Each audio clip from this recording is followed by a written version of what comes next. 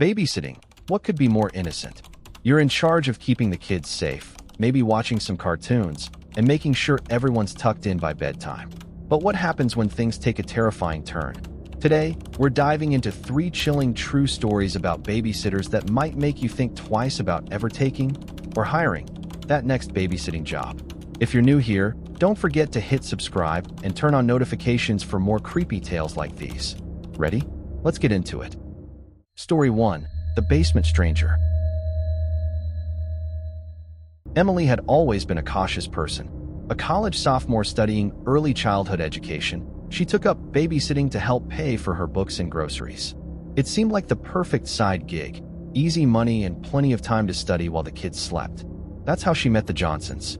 They lived in a quiet, suburban neighborhood, the kind where everyone kept their lawns perfectly manicured, and the biggest excitement was the occasional garage sale. The Johnsons had one child, a 4-year-old boy named Dylan.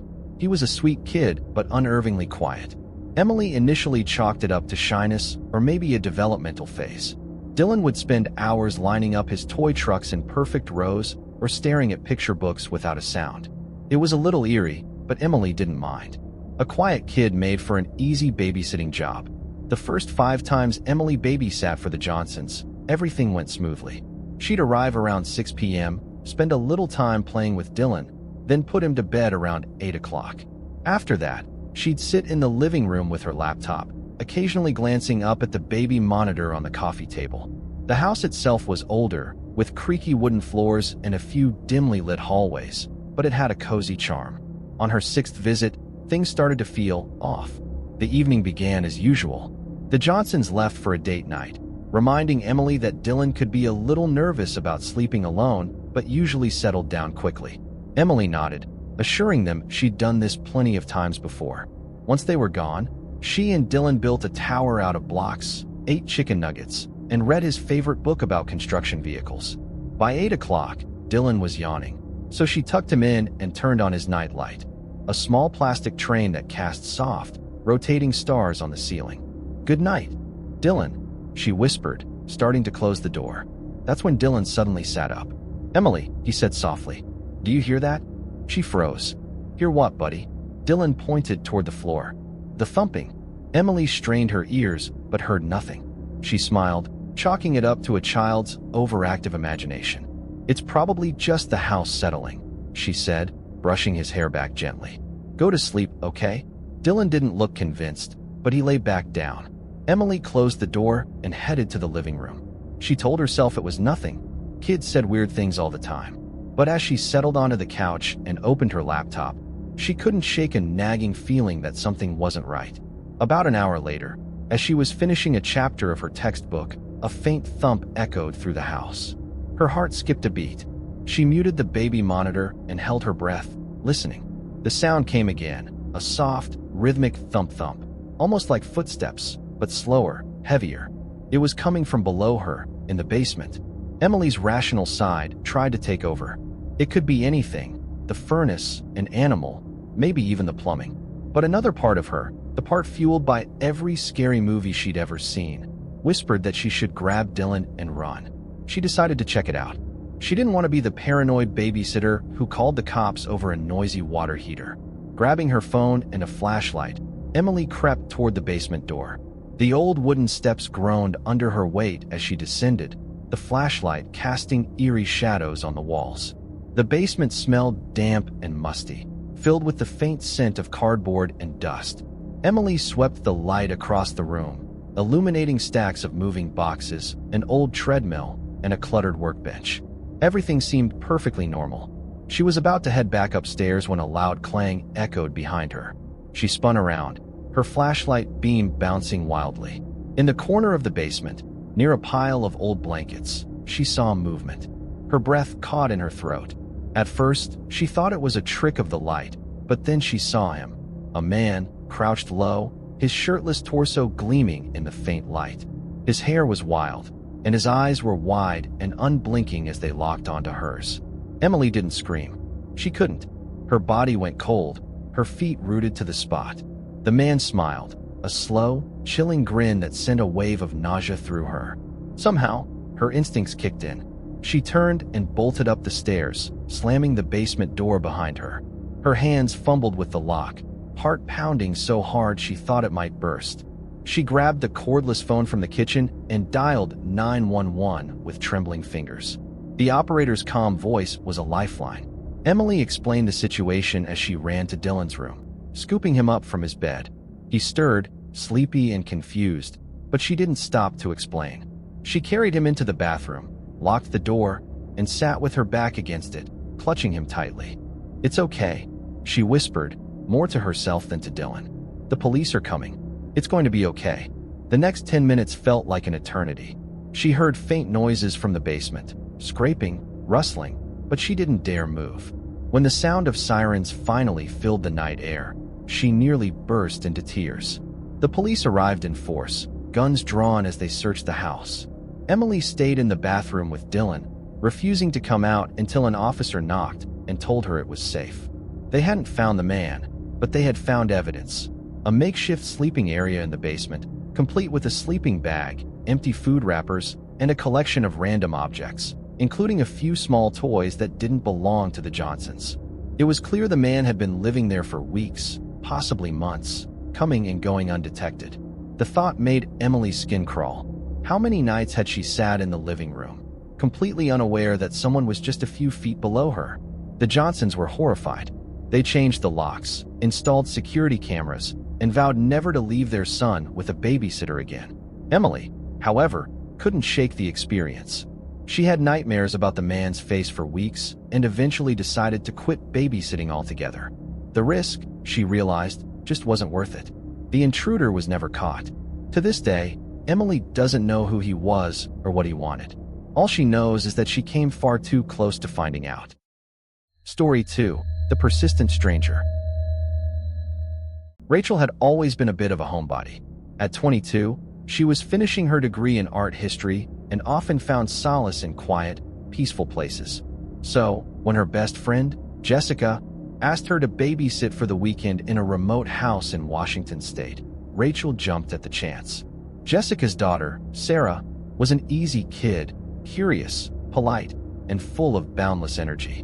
Plus, the prospect of a weekend surrounded by trees and tranquility sounded like the perfect getaway from her usual routine.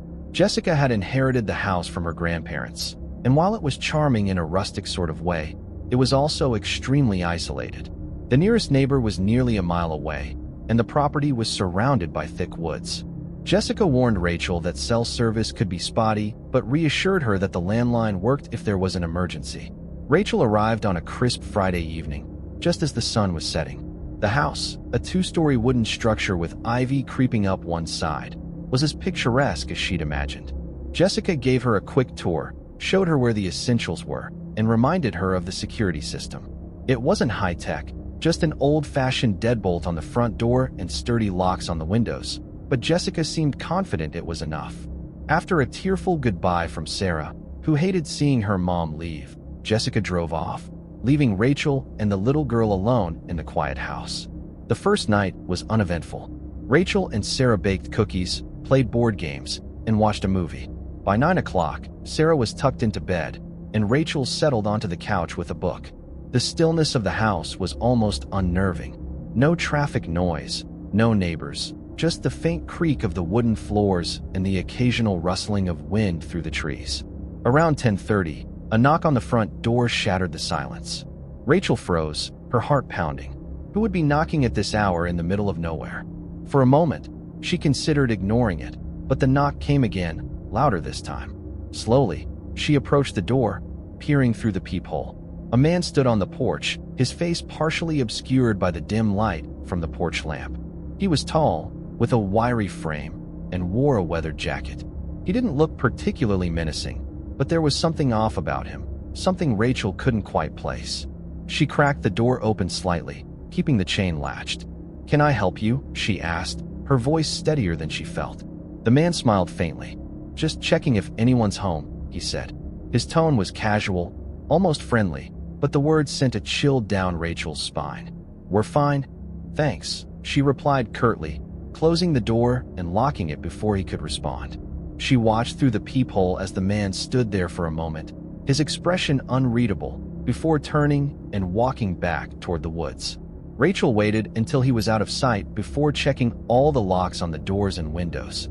Her mind raced with questions. Who was he? Why had he come to the house? She told herself it was probably nothing, maybe a lost hiker or someone from the nearby town, but her gut told her otherwise. The next morning, Rachel tried to shake off the unease. She didn't want to scare Sarah, so she acted as though everything was normal. They spent the day playing outside, exploring the edge of the woods, and picking wildflowers. By afternoon, Rachel had almost convinced herself that she'd overreacted. That night, as she tucked Sarah into bed, the little girl looked up at her with wide, serious eyes. "Rachel," she whispered, "I heard someone walking around the house last night." Rachel's stomach dropped. "What do you mean?" she asked, trying to keep her voice calm. Sarah pointed toward her bedroom window. "I heard footsteps. They were outside, near the bushes." Rachel reassured her it was probably just an animal, but the unease from the previous night came rushing back. After Sarah fell asleep, Rachel decided to check the perimeter of the house. Armed with a flashlight, she stepped onto the porch and scanned the area. The woods loomed dark and silent, their shadows stretching like fingers across the ground. She circled the house, checking the windows and doors, and that's when she saw it. Faint scratch marks on the window frame of Sarah's room. Her breath caught. The marks weren't deep, but they were deliberate, as though someone had been trying to pry the window open. Rachel hurried back inside, double-checking all the locks again. She considered calling Jessica, but decided against it. She didn't want to worry her unnecessarily. Still, sleep didn't come easily that night. She lay awake, listening for any sound that might signal danger. The next morning, she found more scratches, this time near the back door. Her pulse quickened as she realized these weren't random marks. Someone had been testing the house, looking for a way in. Later that afternoon, as Rachel was cleaning up after lunch, there was another knock at the door. Her stomach churned as she approached it, dreading what she might find. Peeking through the peephole, she saw the same man from the night before. This time, he wasn't smiling. Rachel didn't open the door. "What do you want?" she called through the wood. "I just need to talk to you," the man replied, his voice calm but insistent. "No, thank you," Rachel said firmly. "Please leave." The man lingered for a moment before stepping back and disappearing into the woods again. Rachel watched him go, her hands trembling. This wasn't normal. He wasn't lost or looking for help. He was watching them. That evening, as the sun set and the shadows grew longer, Rachel decided enough was enough. She packed a small bag, grabbed Sarah, and loaded her into the car. They drove to a motel in town, where Rachel finally called Jessica and explained everything. Jessica was horrified and promised to come home immediately. That night, while Rachel and Sarah were safe in the motel, the house wasn't so lucky. A neighbor, alerted by Jessica, checked the property and found fresh scratches on the front door, along with muddy footprints leading to the windows. They called the police, who began patrolling the area. The man was finally caught 2 days later, hiding in the woods near another house in the neighborhood. He was carrying a knife, rope, and duct tape. Though he never explained his motives, Rachel knew in her gut that she and Sarah had narrowly avoided something terrible. Jessica sold the house a few months later, unable to shake the sense of violation. Rachel, meanwhile, couldn't forget the man's face or the way he'd stood on the porch, smiling as though he belonged there. To this day, she refuses to babysit in remote locations, a lesson she learned the hard way. Story 3. The Babysitter's Secrets. Lily was 13 years old when her parents decided they needed a regular babysitter to watch her after school. They worked long hours, and while Lily was mature for her age, they weren't comfortable leaving her alone for extended periods. Enter Thomas, a family friend's teenage son who was looking to make some extra money before starting college. At 18, Thomas was polite, soft-spoken, and seemed responsible enough. At first, everything went smoothly. Thomas would show up at 3:30 p.m. sharp, right as Lily got off the school bus. They'd watch TV, play board games, or do homework until her parents got home around 7 o'clock. Thomas wasn't particularly chatty, but Lily didn't mind. She liked the quiet time, and he seemed easygoing. But after a few weeks, Lily began to notice odd things about Thomas. It started with small details, a nervous energy in the way he paced the room or the way he would quickly silence his phone whenever it buzzed. He often excused himself to make calls in hushed tones, stepping outside or retreating to the bathroom. At first, Lily didn't think much of it. She assumed he was just talking to friends or maybe a girlfriend. One afternoon, while Lily was working on a school project in the living room, she overheard Thomas on the phone. He was in the kitchen, speaking low but urgently. "No, I told you I'd have it by tonight," he said. There was a pause. "Fine, just meet me here. But this is the last time." Lily's ears perked up. Who was he talking to? And what was he supposed to have by tonight? She didn't want to jump to conclusions, but her curiosity was piqued. About half an hour later, there was a knock at the door. Thomas opened it quickly, stepping outside and shutting it behind him. Lily, now genuinely curious, peeked through the blinds. A man she didn't recognize stood on the porch, holding a large black bag. He handed it to Thomas, who nodded and exchanged a few words before the man walked away. When Thomas came back inside, Lily tried to act casual. "Who was that?" she asked. "Just someone returning something I left behind," Thomas replied quickly. He placed the bag on the counter and zipped it open just enough to peek inside. Whatever was in it, he seemed relieved to have it back. Then, just as quickly, he zipped it shut and carried it into the guest room, where he always kept his backpack. Lily didn't push further, but her mind raced with questions. What was in the bag? Why was he being so secretive? A few days later, her curiosity got the better of her. While Thomas was in the bathroom, she tiptoed into the guest room and opened the closet where he kept his backpack. The black bag was gone. She checked the backpack but found nothing unusual, just a textbook, some papers, and a couple of granola bars. Disappointed and a little spooked, she returned to the living room before Thomas could notice she'd been snooping. As the days went on, Thomas's behavior grew stranger. He was constantly checking his phone, muttering under his breath, and glancing out the window as if expecting someone.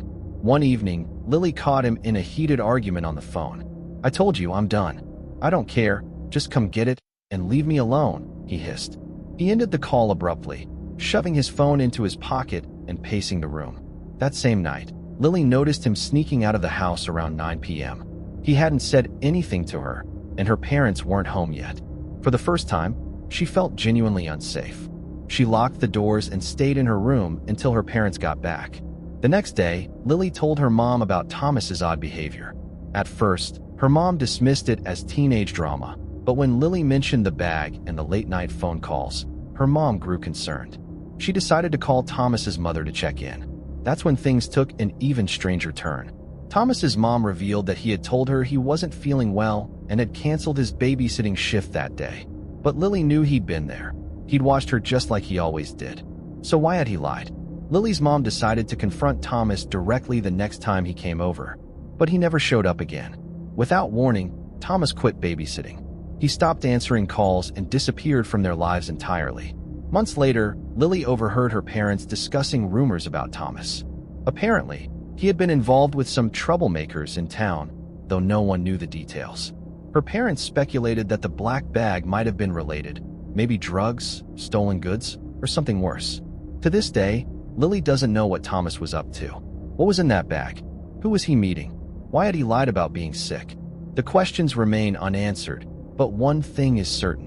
Those weeks with Thomas left a lasting impression on Lily. Even now, as an adult, she can't shake the feeling that she narrowly avoided something terrible. And there you have it. 3 chilling stories that prove babysitting isn't always as simple as watching cartoons and tucking kids into bed. From the stranger hiding in the basement to the unsettling man outside the house. And finally, the mysterious babysitter with secrets to hide. These stories are a stark reminder that danger can lurk in the most unexpected places. What makes these tales even more terrifying is how ordinary they start. Just another night on the job, until things take a horrifying turn. It makes you wonder, how well do we ever really know the people we invite into our homes? If you enjoyed these stories and want more spine-chilling content, don't forget to like this video and subscribe to the channel. Hit that notification bell so you never miss another unsettling tale. And if you've ever had a babysitting experience that left you feeling uneasy, or if you know someone who has, share it in the comments below. I'd love to hear your stories. Thanks for watching, and until next time, stay safe out there.